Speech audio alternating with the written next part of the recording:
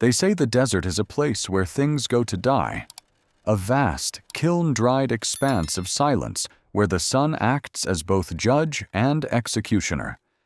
But they are wrong. The desert is not a graveyard. It is a vault.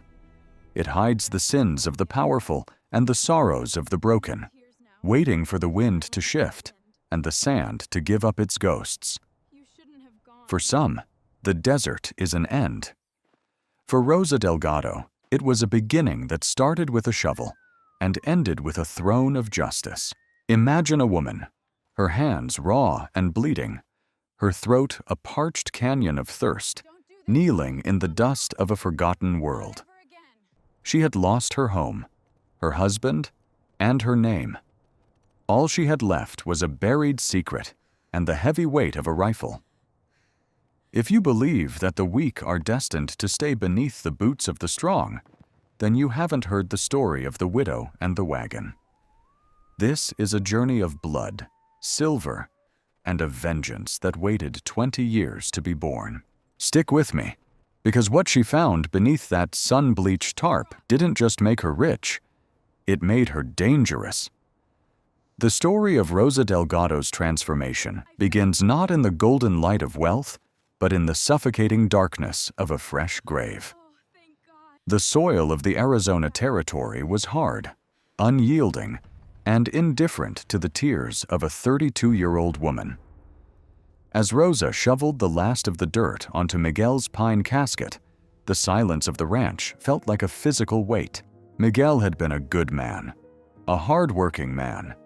But in this territory, goodness was a currency that bought you nothing but a plot of land 6 feet deep. He had found something he wasn't supposed to see: ledgers, debts, and forged signatures within the iron vaults of the Whitmore Bank. He had spoken of justice, and 3 days later, his horse had supposedly spooked, throwing him into a rocky ravine. It was an accident, they said, a tragic, unfortunate accident. But as Rosa stood over the mound, the sound of approaching hoofbeats told her the tragedy was only beginning. Thomas Whitmore didn't wait for the body to get cold. He arrived with the smell of expensive tobacco and the cold, calculating eyes of a predator. He didn't offer condolences. He offered an eviction notice. He claimed Miguel had mortgaged the ranch to cover gambling debts that Rosa knew never existed. The law, represented by the leaning, narrow-eyed Sheriff Morrison, stood right behind the banker, nodding in silent, bought-and-paid-for agreement. They gave her 1 hour to pack a life into a single saddlebag. Rosa looked at the men who had murdered the love of her life and stolen her future. She didn't scream. She didn't beg. She felt a cold, crystalline clarity settle over her heart. She took her rifle, a flask of water, a single photograph of Miguel, and she rode, not toward the town where the people turned their faces away in cowardice, but into the deep, scorching heart of the wasteland where Thomas Whitmore's reach couldn't follow. The first day in the desert is a test of the soul. The second day is a test of the flesh. By the third day, the mind begins to unravel. Rosa's world narrowed down to the rhythmic plodding of her horse's hooves and the shimmering heat waves that turned the horizon into a mocking lake of silver. Her skin turned the color of scorched earth, cracked and stinging. Her tongue felt like a piece of dry leather in her mouth, and every breath was a gulp of liquid fire. She was being hunted. She could feel the presence of Dutch Kruger, Whitmore's lead enforcer, somewhere behind her, a shadow moving through the brush. She knew why. Whitmore couldn't risk a widow with a grudge and a memory. He needed her to disappear into the sand, to become just another skeleton for the vultures to pick clean. As the sun began to dip on the third evening, casting long, bloody shadows across the dunes, Rosa stumbled upon the outskirts of Silver Springs. It was a ghost town, a skeletal remains of a mining dream that had withered and died 2 decades prior. The buildings were leaning husks, their windows like empty eye sockets. The wind whistled through the rotted timber, sounding like the whispers of the damned. Rosa slid from her horse, her legs buckling. She was searching for a well, a seep, anything to stop the fire in her throat. Instead, she saw a shape. Near the edge of a collapsed livery stable, half hidden by a massive drift of sand and twisted mesquite bushes, was the hump of a heavy canvas tarp. It looked like a gray whale breaching a sea of dust. Rosa approached it with the last of her strength. She began to dig, her fingernails breaking as she cleared the packed earth from the wheels of what appeared to be a large Conestoga wagon. This wasn't a wreck. It was a burial. Someone had deliberately hidden this wagon, tucking it into the lee of the building and covering it with earth and brush to keep it from prying eyes. With a groan of effort, she gripped the edge of the heavy, sun-hardened tarp and heaved. The canvas gave way with a sound like a dying gasp, releasing a cloud of dust that smelled of old cedar, lavender, and the stale air of a different era. Rosa crawled inside, and as her eyes adjusted to the dim light, she stopped breathing. This was not a wagon of supplies. It was a sanctuary of elegance. Inside, the world of the harsh Arizona sun vanished. There were trunks of polished mahogany, stacked neatly. There were crates lined with velvet. Rosa reached out, her trembling fingers brushing against a dress of shimmering blue silk, perfectly preserved. She saw lace collars, leather-bound books, and silver tea sets that caught the stray glints of the setting sun. She collapsed against one of the trunks and began to weep. She wept for Miguel, for the ranch, and for the sheer, impossible beauty of finding something whole in a world that had been broken into pieces. But as she cried, her hand brushed against a small, ornate iron box tucked under a bench. It was locked, but the wood of the bench was brittle. She pried it loose. Inside were stacks of bank certificates from San Francisco, dated 1875. The names on the documents were the same, the Castellanos family. She began to count.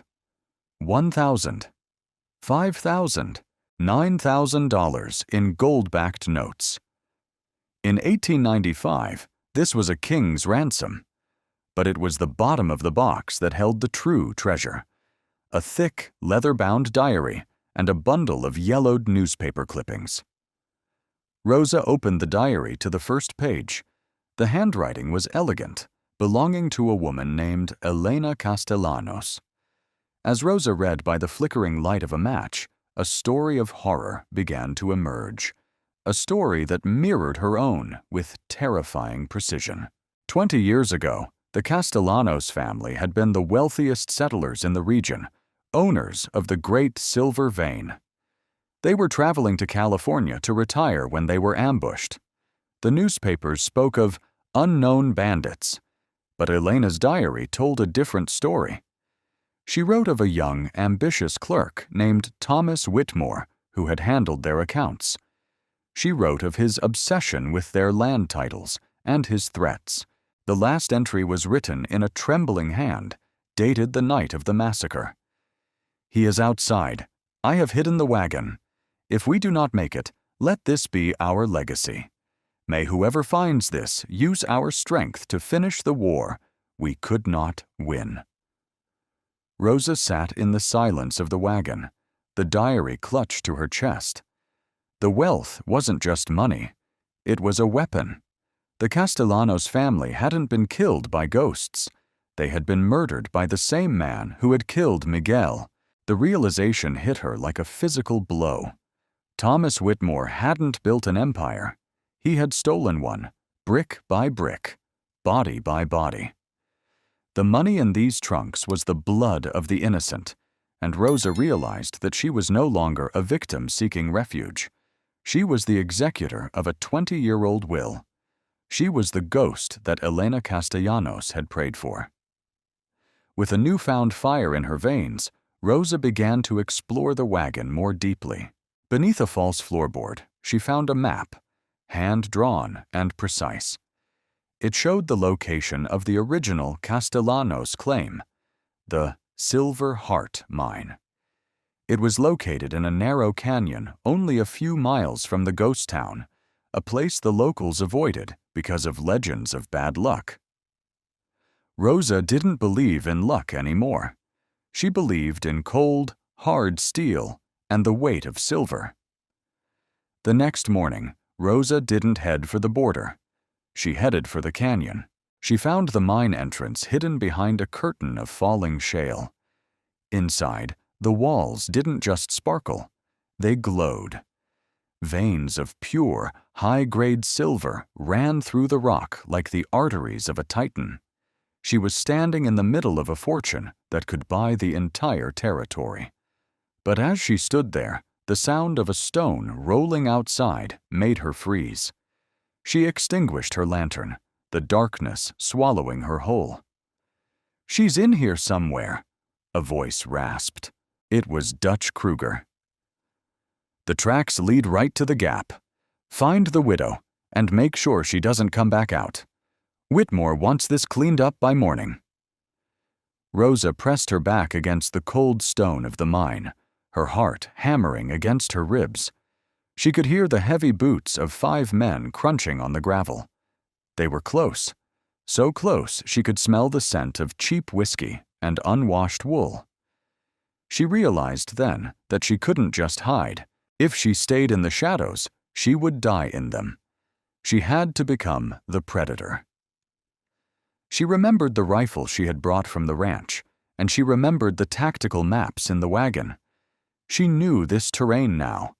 They were just visitors. Using a side vent she had spotted on the map, Rosa climbed upward, through a narrow chimney of rock that led to a ledge overlooking the canyon floor. From her vantage point, she saw Kruger and his men huddled around a small fire, their shadows dancing like demons against the canyon walls. They were confident. They thought she was a scared rabbit huddling in a hole. Rosa took aim, not at the men, but at the rock face above their horses. The crack of the rifle echoed through the canyon like a thunderclap. A cascade of shale and boulders tumbled down, spooking the horses into a blind panic. The men scrambled, shouting in confusion as their mounts bolted into the darkness. Rosa didn't wait for them to recover. She slid down a familiar path, reaching the canyon floor while they were still blinded by the dust. She didn't head for her own horse. She headed for theirs. She intercepted Kruger's lead scout, a man who had been particularly cruel during her eviction. Before he could draw his pistol, Rosa used the butt of her rifle with a fury that surprised even her. As he fell, she grabbed his saddlebags. Inside, she found what she was looking for: telegrams and ledgers. Kruger was a meticulous man, keeping records of his services to ensure Whitmore always paid his tabs. There were written orders, signed with Whitmore's distinctive, arrogant flourish, detailing the removal of Miguel Delgado and the settlement of the Castellanos problem years prior.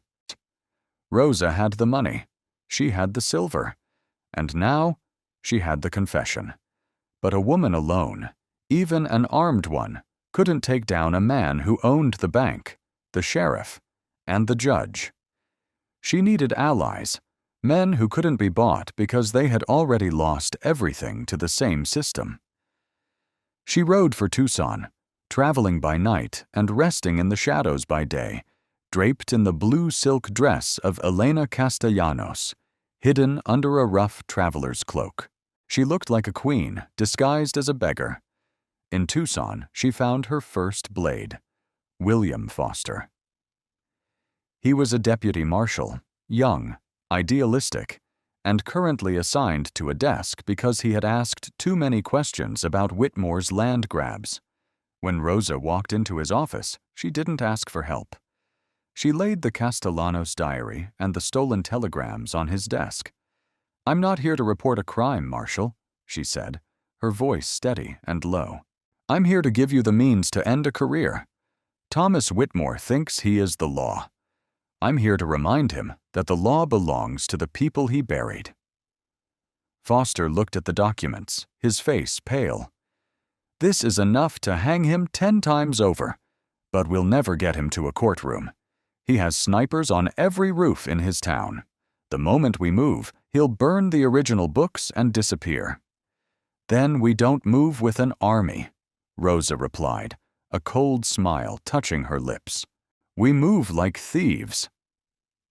She recruited a second ally, James Holloway, a former Union Army sapper who had been dishonorably discharged for refusing to burn a civilian farm.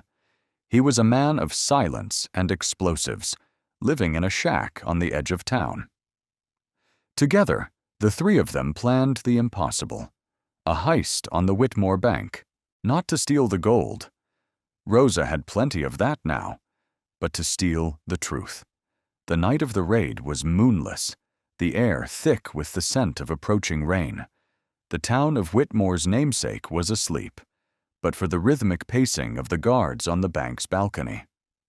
Rosa and Holloway approached from the rear, using a series of hand-built ladders to reach the roof. Rosa felt a strange sense of calm. She wasn't the widow Delgado anymore. She was a force of nature. They entered through the skylight, descending into the darkened lobby on silken ropes. The air inside the bank was cold and smelled of ink and old paper. Rosa moved to Whitmore's private office. She had a small, portable bellows camera she had purchased in Tucson with the Castellanos gold. Her task was to photograph the original ledgers, the ones that showed the actual debt Miguel owed, which was 0, and the forged deeds of the Castellanos mine. As Holloway worked on the tumblers of the main vault, a sound echoed from the street. Voices. The front door groaned. Whitmore himself was entering, accompanied by Dutch Kruger. They weren't supposed to be there until morning. "Hide," Holloway hissed, slipping behind a heavy velvet curtain. Rosa didn't have time to reach the ropes. She ducked under Whitmore's massive oak desk, pulling her skirts tight. The door swung open, and the smell of expensive cigars filled the room. "The federal marshals are sniffing around Tucson." Whitmore's voice was a jagged rasp. "Someone leaked the Delgado business. I want the original books moved to the furnace tonight, Dutch. We leave no paper trail.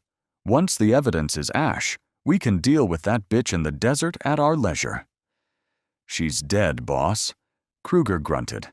"No one survives 3 days out there without a horse or water."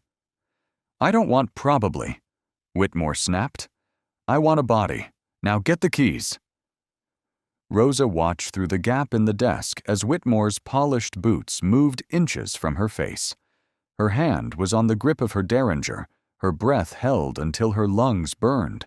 If she was caught here, the story ended in a shallow grave. But Whitmore was distracted. He was reaching for a hidden compartment in the wall, a safe within a safe. He pulled out a black ledger, the Devil's Bible of his empire. He laid it on the desk directly above Rosa's head. She could hear the scratching of his pen as he made a final note. Then the bell of the bank's front door rang, a signal from Foster outside that the guards were changing. Whitmore and Kruger turned to the door. "That'll be the transport," Whitmore said. "Let's get this over with." The moment they stepped out of the office, Rosa moved. She didn't run. She stood up, grabbed the black ledger, and began to flash the camera. 1 page, 2, 10. Every forgery, every bribe, every death warrant. The chemical flash of the powder was bright, but the rain had started to fall outside, the thunder masking the sound. By the time the office door opened again, Rosa was on the roof, the heavy ledger tucked under her arm, and the camera secured. But the escape wasn't clean. A guard spotted Holloway's rope. The alarm bell began to toll, a frantic clanging sound that shattered the night. "They're on the roof!" a voice shouted. Gunfire erupted, the bullets splintering the wooden cornices. Rosa and Holloway sprinted across the rooftops, jumping the narrow gaps between the buildings. They reached the stables where Foster was waiting with the horses. "We have to go now," Foster yelled, but the street was already filling with Whitmore's gunmen. They were pinned down. The agents Foster had brought were being picked off by snipers in the hotel across the street. It was a slaughter in the making. Rosa looked at the horses in the stable. There were 40 of them, terrified by the gunfire and the lightning. She grabbed a lantern from the wall and smashed it against the rear hay bales. "What are you doing?" Holloway shouted. "Creating a path," Rosa cried. As the fire roared to life, she swung open the main gates. The horses, driven by instinct and terror, charged out in a thundering mass of muscle and bone. They flooded the main street like a river of flesh, knocking over the gunmen and creating a wall of chaos that the snipers couldn't see through. In the confusion, Rosa, Foster, and Holloway galloped out, disappearing into the rainy night. The pursuit lasted until dawn. Whitmore, realizing the extent of what had been taken, led the chase himself. He was a man possessed, riding a black stallion that seemed to fly over the wet sand. He cornered Rosa at the edge of the Devil's Throat, a deep ravine that carved through the desert floor. "Give me the ledger, Rosa!" Whitmore screamed over the wind. "You think you can win? I am this territory. I am the blood in its veins." Rosa turned her horse to face him. She didn't look like a victim anymore. She looked like justice. She raised her rifle, but she didn't aim for his heart. She aimed for his arm. The shot was true. Whitmore tumbled from his horse, his shoulder shattered, the black stallion gallivanting away. "The blood in this territory's veins isn't yours, Thomas," Rosa said, dismounting and walking toward him as he groaned in the mud. "It belongs to the people you murdered. It belongs to Miguel. And it belongs to the Castellanos family." She stood over him, the rain washing the dust from her face. "You aren't going to die here. That would be too easy. You're going to live long enough to see everything you built turned into dust." The trial in Phoenix was the event of the century. The courtroom was packed with people from every corner of the territory, miners, ranchers, and the widows of men who had disappeared over the years. Thomas Whitmore sat at the defense table, his arm in a sling, his face a mask of arrogant defiance. His lawyer, a high-priced orator from the East, spent hours painting Rosa as a scorned woman, a hysterical widow who had hallucinated a conspiracy to cover her own husband's failures.